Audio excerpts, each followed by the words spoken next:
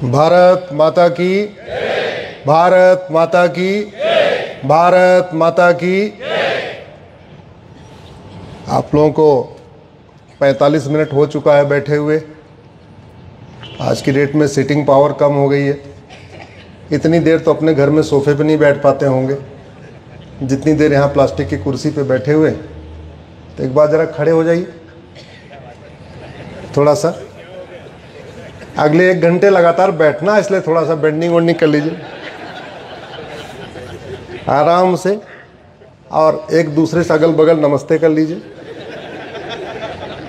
और नमस्ते करके अपनी कुर्सी बदल लीजिए। अब अपने मत बैठिए, अपने बगल वाले बैठ जाइए। इसका एक वैज्ञानिक कारण है, उससे फ्रेशनेस आ जाती है। तो ईमानदारी से अपनी कुर्सी अगल बगल कर लीजिए।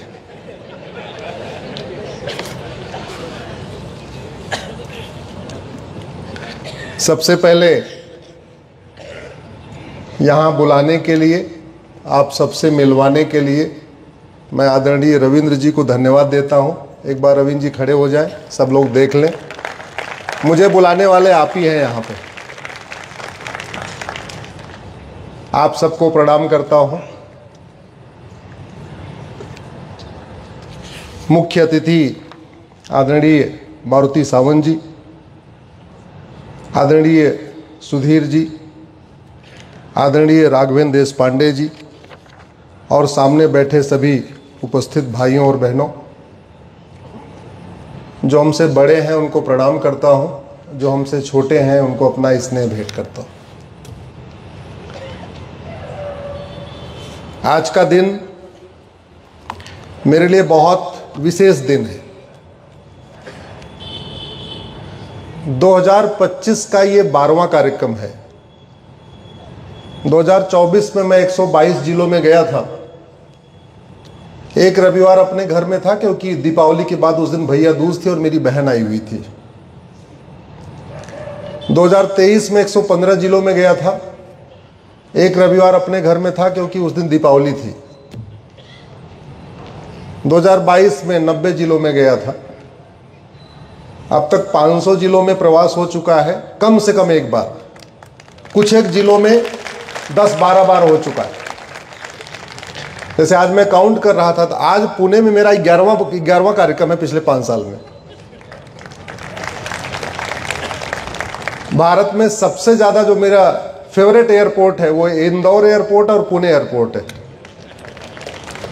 जहां मैं एयरपोर्ट उतरता हूं 200 किलोमीटर में घूमता रहता हूं।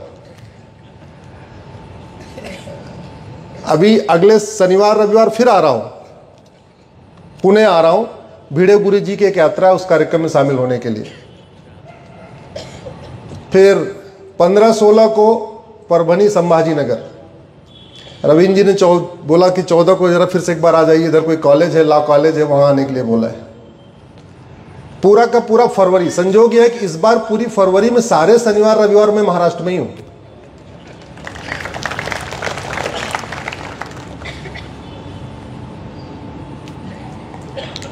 पुणे महाराष्ट्र महावीरों की भूमि है, महादानियों की भूमि है, महान संतों की भूमि है, महान संघर्षों की भूमि है। भारत की संस्कृति को बचाने की भूमि है, भारत की परंपरा को बचाने की भूमि है, छत्रपति शिवाजी महाराज की भूमि है, जिन्होंने यहां हिंद स्वराज बनाया, हिंदवी स्वराज बनाया। छत्रपति शिवाजी महाराज को नमन करता हूं, वंदन करता हूं, क्योंकि उनके कारण मेरा नाम अश्विनी उपाध्याय है। अगर छत्रपति शिवाजी महाराज नहीं होते तो मेरा नाम अश्विनी उपाध्याय नहीं होता। छत्रपति शिवाजी महाराज नहीं होते तो आपका भी नाम कुछ अलग होता। छत्रपति शिवाजी महाराज नहीं होते तो आज हमारी माताओं और बहनों के मांग में सिंदूर नहीं होता। छत्रपति शिवाजी महाराज अगर नहीं होते तो माताओं बहनों के गले में मंगलसूत्र नहीं होता। छत्रपति शिवाजी महाराज नहीं होते तो आज हम गणेश चतुर्थी नहीं मना रहे होते, बसंत पंचमी नहीं मना रहे होते, आज हमारे त्योहार भी बदल गए होते, हमारे विचार भी बदल गए होते, हमारी संस्कृति भी बदल गई होती, हमारी वेशभूषा भी बदल गई होती, हमारा खान पान भी बदल गया होता, हमारा सब कुछ बदल गया होता। इसलिए आज हम जो कुछ है अपने पूर्वजों के कारण है। अपने ऊपर गर्व मत करिए, हम जो कुछ हैं अपने पूर्वजों के कारण है। इसलिए हमारे बच्चे सुरक्षित रहें, आने वाले समय में छत्रपति शिवाजी महाराज के सपनों का भारत बने, हम सबको मिलके उसी पे कार्य करना चाहिए। व्यक्तिगत रूप से अगर मैं अपनी बात करूं, रविवार सोमवार से लेकर शुक्रवार Monday to Friday Supreme Court में रहता हूं, शनिवार रविवार को आप लोगों के बीच में रहता हूं। जितनी छुट्टियां पड़ती हैं, जितनी गजटेड हॉलीडे है, फेस्टिवल के हॉलीडेज हैं, उनमें घर से बाहर रहता हूं। ऐसा नहीं कि मुझे घूमना पसंद है, ऐसा नहीं है कि मेरा परिवार नहीं है, ऐसा नहीं है कि मुझे अपने परिवार के साथ बैठना पसंद नहीं है। बस छत्रपति शिवाजी महाराज, संभाजी महाराज, वीर सावरकर, गुरु गोलवलकर जी, जो हमारे पूर्वजों ने भारत को बचाने के लिए इतना बड़ा बलिदान किया, मैं भी यही कोशिश कर रहा हूं कि उनका सपना साकार हो। उनका सपना साकार करने में हम लोग, सब लोग कुछ न कुछ कर सकते हैं, और कुछ नहीं कर सकते तो कम से कम मन से कुछ कर सकते, कुछ वाणी से कर सकते, कुछ तन से कर सकते हैं, कुछ मन से कर सकते हैं, कुछ धन से कर सकते हैं। जो जैसा है यथासंभव सबको अपना अपना प्रयास करना चाहिए। हमारी आने वाली पीढ़ियां सुरक्षित हो।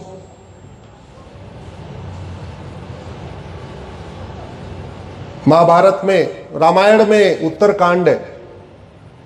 सच सच बताइए कितने लोगों के घर में रामचरितमानस है, रामायण है? कोई बात नहीं है तो खरीद लीजिए।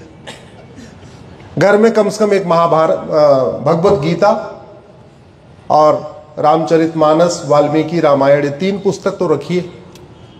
क्या पता कम मन आ जाए, पढ़ने का मन कर दे। ऐसा भी होगा कि पता चला मन किया और पुस्तक ही नहीं है, ग्रंथ ही नहीं है, तो कम से कम ग्रंथ रखिए, कभी न कभी तो मन कर जाएगा। अपने मंदिर में भगवत गीता, रामचरितमानस, वाल्मीकि रामायण रखिए। उत्तरकांड में राम राज्य का वर्णन है। राम राज्य में क्या लिखते हैं? दैहिक दैविक भौतिक तापा, राम राज नहीं काहू व्यापा। न किसी को दैहिक कष्ट था, न दैविक कष्ट था, न भौतिक कष्ट था। सब नर करई परस्पर प्रीति, सब लोग परस्पर प्रीति करते थे। चलई स्वधर्म निरत श्रुत नीति, सब लोग अपने अपने स्वधर्म का पालन कर रहे थे। यानी शिक्षक मनसा वाचा कर्मणा अपना कार्य कर रहा था, अपना डॉक्टर चिकित्सक मनसा वाचा कर्मणा अपना काम कर रहे थे, ब्राह्मण मनसा वाचा कर्मणा अपना काम कर रहे थे, क्षत्रिय मनसा वाचा कर्मणा अपना कार्य कर रहे थे। सब अपने अपने स्वधर्म का पालन कर रहे थे। अल्प मृत्यु नहीं कौनो पीरा, अल्प मृत्यु नहीं थी, आज हो रही है। नकली दवा खाने के कारण अल्प मृत्यु हो रही है, रोड एक्सीडेंट के कारण अल्प मृत्यु हो रही है, केमिकल वाला घी खाने के कारण अल्प मृत्यु हो रही है, एयर पोल्यूशन के कारण अल्प मृत्यु हो रही है, वाटर पोल्यूशन के कारण अल्प मृत्यु हो रही है, नॉइज पोल्यूशन के कारण अल्प मृत्यु हो रही है। न दूध शुद्ध मिल रहा है, न सब्जी शुद्ध मिल रही है, न फल शुद्ध मिल रहा है। एक और वर्णन है, एक नारी व्रत रत सब झारी, ते मन बन कम पति हितकारी। मानव इतिहास में इस पृथ्वी पे सबसे पहले यूनिफॉर्म सिविल कोड लागू करने वाले भगवान श्री राम हैं। एक पति एक पत्नी का नियम लागू करने वाले भगवान श्री राम हैं। आगे लिखा है उत्तरकांड में, दुई सुत सीता सुंदर जाए, लौकुश वेद पुराणन गाए, दुई दुई सुत सब भ्रातन के रे, इस पृथ्वी पे मानव इतिहास में सबसे पहले पॉपुलेशन कंट्रोल पॉलिसी लागू करने वाले भी भगवान श्री राम हैं। और प्रजा को स्पष्ट संदेश देने के लिए भगवान श्री राम के 2 बेटे, लक्ष्मण जी के 2 बच्चे, भरत जी के 2 बच्चे, शत्रुघ्न जी के 2 बच्चे, और भारत का संविधान का शेड्यूल 7 क्या कहता है? जनसंख्या नियंत्रण कानून बनाओ, हम 2 हमारे 2 सबके 2 लागू करो। तो संविधान जो कहता है वो आज के हजारों साल पहले वो लागू हो चुका है। दुनिया में गुड गवर्नेंस का सबसे बेस्ट मॉडल इसीलिए राम राज्य कहलाता है। अब सवाल यह है कि ये राम राज्य आएगा कैसे?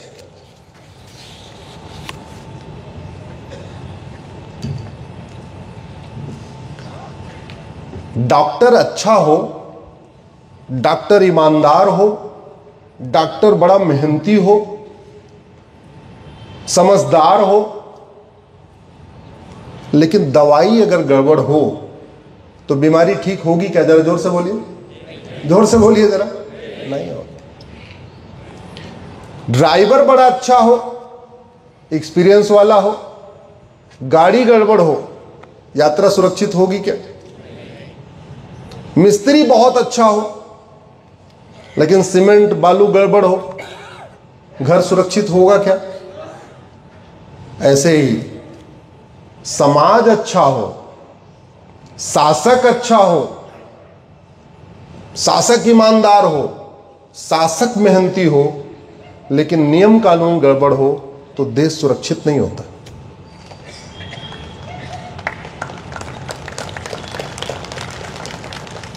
डॉक्टर बदलने से बीमारी ठीक नहीं होती, ध्यान रखिएगा। और ना तो डॉक्टर बीमारी ठीक करता है।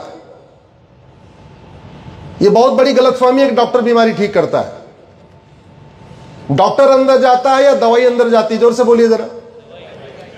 डॉक्टर जाता है, इंजेक्शन अंदर जाता है। अंदर क्या जाता है? दवाई जाती है, इंजेक्शन जाता है, सिरप जाता है, वैक्सीन जाती है। तो बीमारी डॉक्टर ठीक करता है या दवाई ठीक करती है? दवाई। हम पिछले 75 वर्ष से डॉक्टर डॉक्टर डॉक्टर कर रहे हैं। हम पिछले 75 वर्ष से डॉक्टर बदल रहे और डॉक्टर बदलते जा रहे और दवाई बदल नहीं रही है, इसलिए बीमारी ठीक नहीं हो रही है। बीमारी तब ठीक होगी जब डॉक्टर भी अच्छा हो और दवाई भी अच्छी हो। कल हम सब लोगों ने भगवान गणेश जी की जयंती मनाई। मैं भी आज एयरपोर्ट से उतरा तो सीधे सीधे, जब भी मैं पुणे जाता हूं तो अपने गणेश मंदिर जरूर जाता हूं। दगड़ू सेठ, मैं भी गया था सुबह सुबह। कल गणेश जी की जयंती थी, आज बसंत पंचमी है, माता सरस्वती का दिन है। कुछ दिन के बाद छत्रपति शिवाजी महाराज की जयंती है। भारत भगवान श्री राम की भूमि है, भारत भगवान श्री कृष्ण की भूमि है, भारत भगवान महावीर की भूमि है, भारत गौतम बुद्ध की भूमि है, भारत गुरु गोविंद सिंह की भूमि है। इसके बावजूद जितनी समस्याएं भारत में है, इतनी समस्याएं जापान में है क्या? जोर से बोलिए जरा। इतनी समस्याएं सिंगापुर में है क्या? नहीं। अरे बाकी तो छोड़ो, इतनी समस्या दुबई में है क्या? दुबई वाले भारत शिफ्ट नहीं हो रहे हैं, भारत वाले दुबई शिफ्ट हो रहे हैं। और देखते देखते दुबई में 15% भारतीय हो गए और सारे के सारे अरबपति, मतलब करोड़पति अरबपतियों को भारत असुरक्षित लगता है, लेकिन करोड़पतियों अरबपतियों को दुबई सुरक्षित लगता है। क्यों? क्योंकि डॉक्टर वहां अच्छा हो चाहे ना हो, क्या अच्छी है? दवाई। भारत में कितने, आपके पुणे में बहुत सारे डॉक्टर बदले, कलेक्टर भी बदल रहे हैं, कप्तान भी बदल रहे हैं, सांसद भी बदल रहे हैं, विधायक भी बदल रहे हैं। घूसखोरी, कमीशनखोरी, दलाली खत्म हो गई क्या? जोर से बोलिए जरा। आज बसंत पंचमी है, मां सरस्वती का दिन है, ईमानदारी से बोलिए, जोर से बोलिए, दिल पे हाथ रख के बोलिए, सच सच बोलिए। मिलावटखोरी, मुनाफाखोरी खत्म हो गई क्या? नशा तस्करी बढ़ रही है कि घट रही? जोर से बोलिए जरा। मानव तस्करी बढ़ रही कि घट रही है? अवैध निर्माण बढ़ रहा है कि घट रहा है? घुसपैठिए भाग गए क्या आपके यहां से? जोर से बोलिए जरा। धर्मांतरण बंद हो गया क्या आपके यहां?